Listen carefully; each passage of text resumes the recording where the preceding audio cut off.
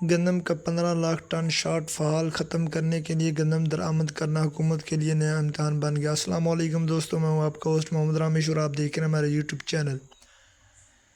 جو دوست ہمارے چینل پر نئے آئے ہیں ان سے گزارش ہے کہ ہمارے چینل کو سبسکرائب کریں، ویڈیو اچھی لگے تو لائک کریں۔ گندم کا 15 لاکھ ٹن شارٹ فال ختم کرنے کے لیے گندم درآمد کرنا حکومت کے لیے نیا امتحان۔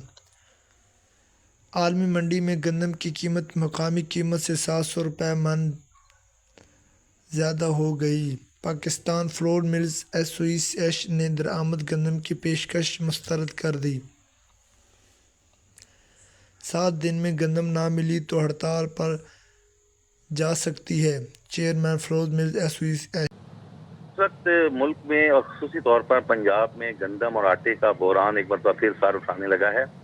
گندم کا اس وقت 15 لاکھ ٹن کا شارٹ فال ہے، جس کے لیے گندم کی جو درآمد ہے وہ حکومت کے لیے ایک امتحان بن چکی ہے۔